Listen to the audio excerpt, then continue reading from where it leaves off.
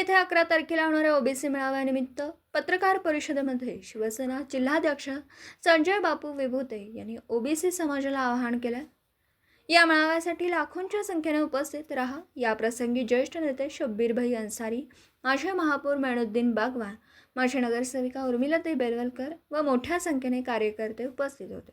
August रोजी सांगली येथील तरुण भारत स्टेडियमवर दुपारी 2 वाजता ओबीसींचा आरक्षण बचाव महाएल्गार मेळावा पार पडणार आहे।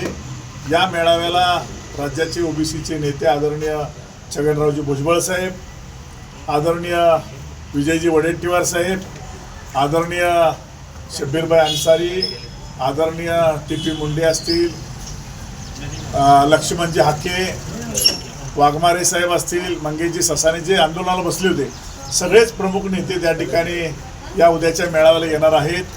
छगन भुजबळ साहेब सकाळी विमानानं कोल्हापूरला येतील आणि त्यानंतर बायकारचे सांगलीला येतील।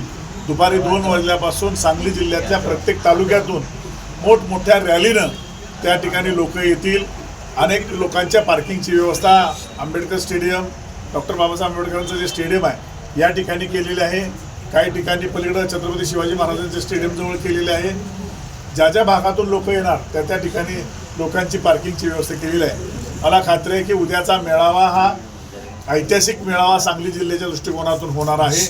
या मेळाव्यामध्ये सांगली जिल्ह्यातील नव्हे महाराष्ट्रातील तमाम ओबीसींच्या ज्या काही मागण्या आहेत की जरांगे पाटलांनी ज्या पद्धतीनं आंदोलन सुरू केलं आहे की 50%च्या आतूनच आणि ओबीसीमधूनच आरक्षण पाहिजे, तर ते उद्याच्या मराठा समाजाला सुद्धा दिशा देणारा हा मेळावा ठरेल की मराठा समाजाला हे आरक्षण मिळालंच पाहिजे, परंतु 50%च्या आताने ओबीसीमध्ये न मागता शिक्षणामध्ये आणि नोकरीमध्ये जी भूमिका आहे या भूमिकेचं आमचा सगळा ओबीसी समाज समर्थन करतोय।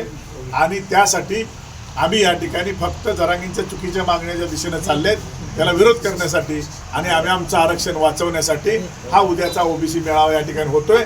मला सगळ्या महाराष्ट्रातील लोकांना आवाहन करायचं आहे की आपण या मेळाव्यासाठी ताकदीनं आणि शक्तीनं या ठिकाणी उपस्थित राहू।